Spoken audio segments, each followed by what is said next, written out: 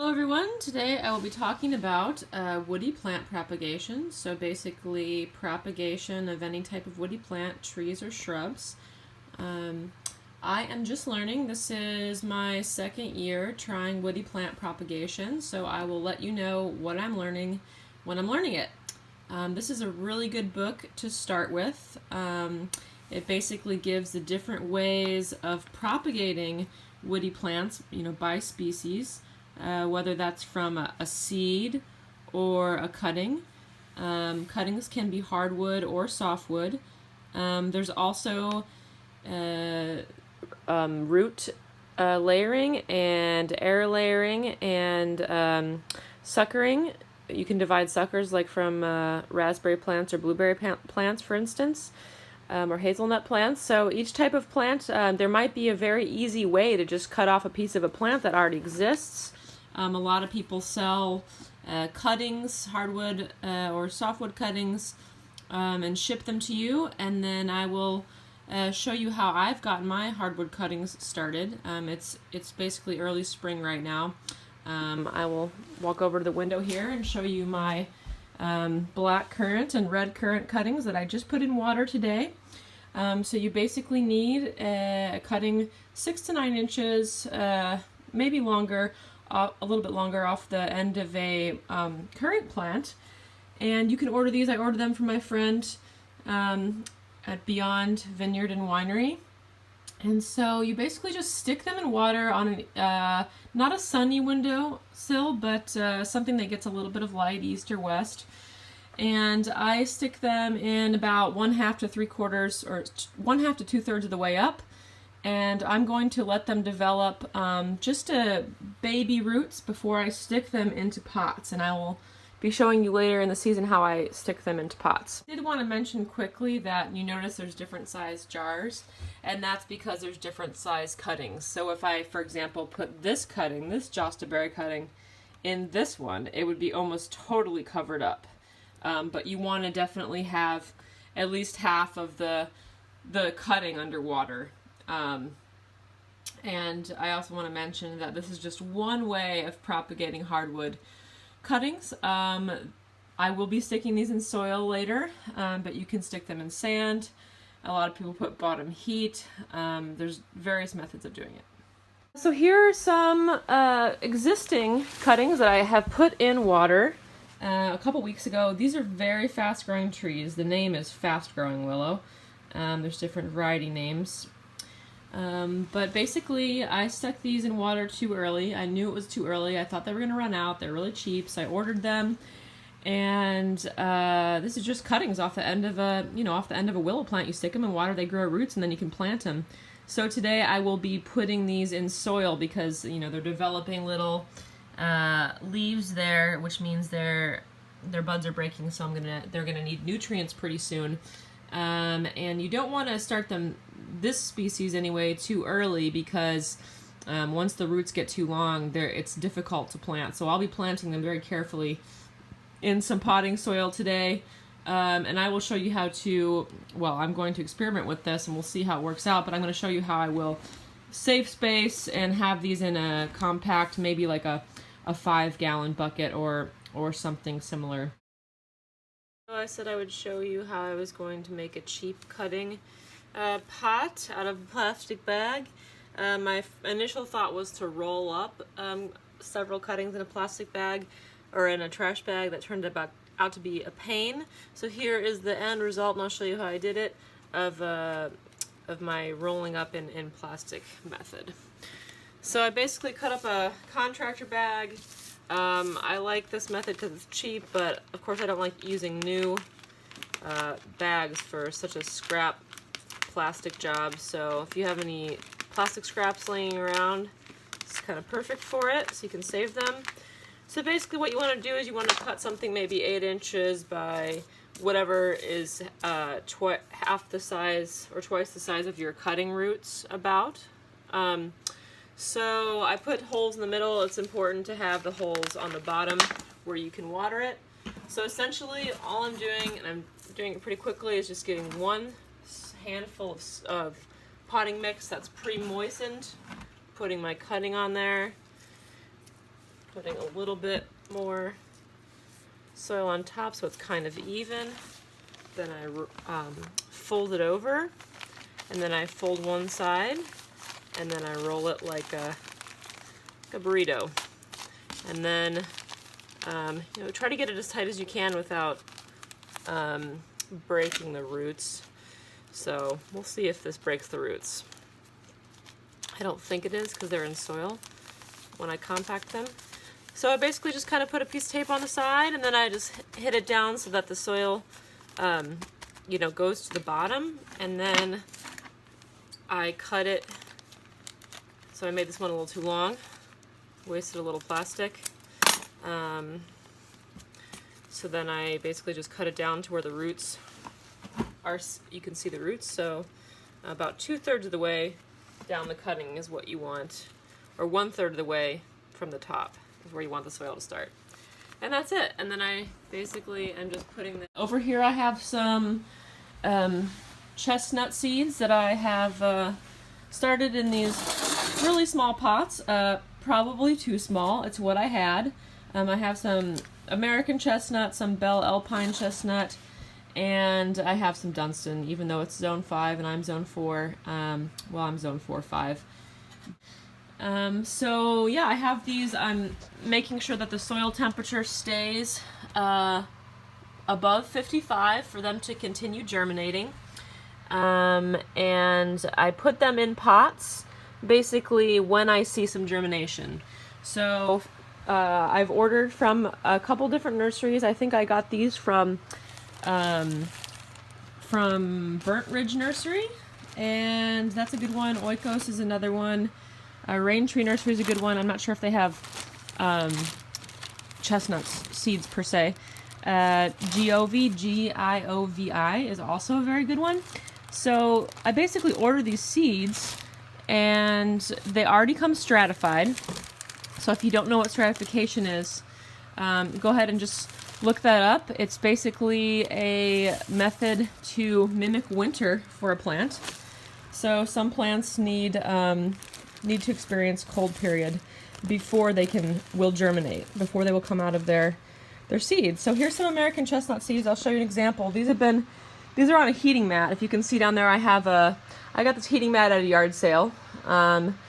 And so I have the bags of seeds in. You can put them in peat. Peat's the best way. I didn't have any peat, so I just used regular potting soil. For longer term seeds, if you have them in there, you know, for 120 days, you maybe want to use something lighter like peat. So these are American chestnut seeds that I just put in soil when I received them. So they've already been stratified. You can get the seeds in the fall and stratify them yourself. It's just a matter of putting them in the fridge and keep checking them just to see if they've germinated. I find it way easier to just order seeds that have already been stratified. Then I put them in these bags of soil, and today I see that you have a little sprout there. So this one needs to be planted, and I will show you later today how to plant these chestnut seeds. And once I put them in pots like this, and once they've started sprouting, then I basically put them in a sunny window. Here's some little sprouts. You can see them coming up. So not all of them have come up yet. Here's an American chestnut that looks like it's come up and grown the fastest. So yeah, I'm basically putting them in trays so I like to bottom water them. I would like to say that these pots are way too small, so it's going to be an experiment in transplanting them. I hate ordering new plastic pots, but today I am going to just do it, bite the bullet. Note that I've put the name on each pot and also the date that I planted it. That's important. So right now we're going to plant some of these sprouted American chestnut seeds that were in the bag I showed you earlier that were on the heating mat. So they're starting to sprout, and some of them you can see are a little too long. It's not necessarily good to have them this long. We can still plant it. And the reason is because when you plant them, You really want to plant them on their side. You can see they're kind of directional, and you want to have it on its side, not this way or this way. And so when you have the chestnut in the bag, it doesn't really know which way to go, but that's okay. I'm just going to kind of orient the root, which comes out first, root down, and then cover it with maybe half inch, or sorry, an inch or an inch and a half of the high peat potting soil. So I'm basically for the very first containers, since I'm putting them in small containers and since I'm transplanting them, I'm using a really high peat mix, so very light, you know, not the wood chip. I put a little bit of wood chips in here, but it's mostly like worm castings and just some of that Peat Mix Pro I showed you. I wanted to show you all some black and red currants that successfully rooted last year, and I planted in this little nursery we have. This nursery is, you can see, in the ground. It's not in pots, so that will be an experiment this year, digging them up. We put a bunch of sand and compost and wood chips in here, and these are mostly apple and pear trees, and I will be talking about these in a later video on how to graft them and my experiences with them. But here you can see are the currants. This is about how big they grow in 1 year. I wanted to show you what taking a hardwood cutting consists of. So right now I wanted to get some elderberry plant hardwood cuttings, and it looks like some of the buds might be breaking, which means that they're not dormant anymore, which is, you definitely want to get them before that happens. So maybe I'll try to take some from the north side. I'm not sure what variety this is. This isn't my elderberry plant, but it had really tasty elderberries this year, so I plan to try to propagate it. So basically what you want to do is just you want to cut some of the growth off of the ends. I believe all of this was last year's growth. So I'm just going to go ahead and cut that, and you want to make sure it's green, not dead. So you only want to plant, it's kind of hard to see, but you can see if it's green, you know, on the end of the plant there. And you want to cut above a node. A node is where you have the buds here, and you want to, I like to slant it down so that rain doesn't collect on it. So yeah, I'm going to take this and I'm going to cut it up into, 6 to 9 inch pieces, and then I'm going to place it in sand with bottom heat, and I will show you that later. But before I do that, you want to keep it out of the sun. It's in the sun right now. I'm going to cut it up and put it in this plastic bag and stick it in the refrigerator until it's ready, until I'm ready to root it. So I'm going to take some chestnut cuttings today and other hardwood cuttings.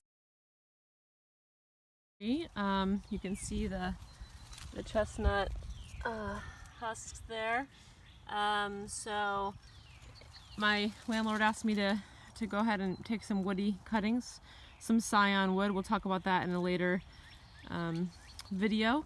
But basically what I'm going to do is I'm just going to cut, well, it's kind of hard to focus here, cut off the ends, a few of these cuttings, and then put them in a plastic bag in the fridge, and we'll wait to graft those later in the season onto existing chestnut plants. But you want to get them before they start to bud out, before they start to leaf out, and it looks like they're still dormant, so we still have time. It's best to cut them in the early morning. I did not do that, but it's still not too late. You can do it any time of day, really. They just retain more moisture in the early morning. And then again, you want to put them in a plastic bag and put them in the refrigerator, not the freezer, until you're ready to graft or stick them in soil. Show you all what a bud and a dormant bud on an apple tree looks like, and a leaf scar. So the bud is that red thing, and then below it is where last year's leaf was. So you can see it's a certain shape, and it has little dots in it. That's the vascular transport system. It's basically how many veins are going to each leaf. And this is how you identify plants in the wintertime, whether or not it has a terminal bud So does the bud have a leaf scar or not? And I believe apples do have a terminal bud. The bud is bigger on the end, so the other buds are smaller, and those are non-terminal buds. So this is an apple tree, and this is how we identify it in the winter: what the buds look like, what the tree shape is, what the leaf scar looks like. And I want to show you because it's early in the season, and this is an example of last year's growth. Let me refocus it. Here's a better focus of this apple tree. So here, this ring is what separates last year's growth from this. This is last year's growth, and this is 2 years ago, the growth. And so you can see these little ringlets, and then the wood on the end is usually a different color. And that's what the scion wood, that's where you want to cut the scion wood on an apple tree, from last year's growth, or from a pear tree or peach tree or chestnut or whatever you're cutting the scion wood from. And the scion wood, again, is the top part of the graft for different types of trees. Where you want to take the scion wood is the ends, or most people take them from water sprouts, because here's an example of a water sprout. It's just like it's vertical. It's a vertical growth, and so when people prune their apple trees, you see all that vertical growth. They usually take them off because you want a more of a spreading shape to your apple tree. So when you cut scion wood, most people wouldn't cut, you know, the end here, because that's what they want to become a branch. So just look for orchards in your area, talk to them and ask them if you can come and take some cuttings, some water sprout cuttings for your scion wood. You know, you can order scion wood online if you want a specific variety. I use disease-resistant varieties, or you can come out early in the season and just prune somebody's water sprouts. They'd probably be happy to let you do that, especially if you want to trade them some pruning time. Cornelian cherry tree. Cornelian cherries are what some people plant in northern climates. They're not actually cherry plants, but they look and sort of taste like cherries. They're more tart. But basically, a lot of people propagate these from seed, and this tree is really prolific, and it looks like there's a bunch of seeds underneath the plant, and they just drop every year. This isn't my Cornelian cherry, but I do pick from this Cornelian cherry. And so what I did in early spring, it's a little too late now, but I dug up just a bunch of seeds from under the plant, and I have them in a bag, propagating.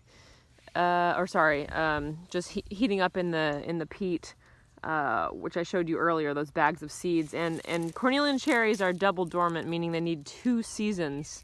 They need to experience 2 full winters in order to germinate. But there's some tricks you can do to speed that up. And Alvin's following me around here. But yeah, so I'm experimenting to see, maybe there's some seeds in there that have already had 2 seasons. And also I'll be coming back to this tree later on this spring and looking for seedlings. So just seeds that have germinated, so I'll be watching for those. All right, I want to talk about what we can plant our woody plants in, because if you have starts, a lot of woody plant starts, it's not necessarily financially feasible for some people to go buy a bunch of potting soil. So I'd like to show you what my plan is. This is a old pile of wood chips, and it has a lot of mycorrhiza in there. That's basically arms of fungi. So what we're seeing here is that it's actually frozen right now. So this is the center of the pile, and it's still kind of frozen. But I'm going to use a little bit of these composted wood chips to give it the mycorrhiza that it needs. Not a ton of them. You don't want to use a lot of the wood chips. But I'm going to combine this with either some peat and composted manure, horse compost, or you can use cow or goat or sheep. Or I'm going to use some bags of $10 potting soil, which I will show you those. I got those from an Amish store. So basically I'm going to be experimenting with a combination of wood chips, composted manure, and either peat or some existing potting soil. Is some composted manure from a horse farm.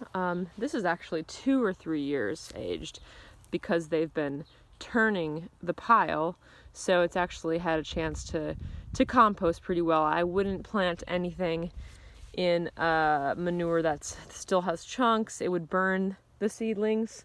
So make sure that you have well composted manure. Most people give it to you for free or for a minimal charge, maybe like, I don't know, I paid like $35 for this load, which is actually kind of high. I didn't put more in there because of my tires, but yeah, you can mix this with your potting soil and your composted wood chips, and just look around, call horse farms, horse rescues, horse boarding places, or you know, small farms, cattle works too, or goat or sheep. And then I use Craigslist or Marketplace to just look for free sources, and a lot of times they have bobcats. I'll just load you up.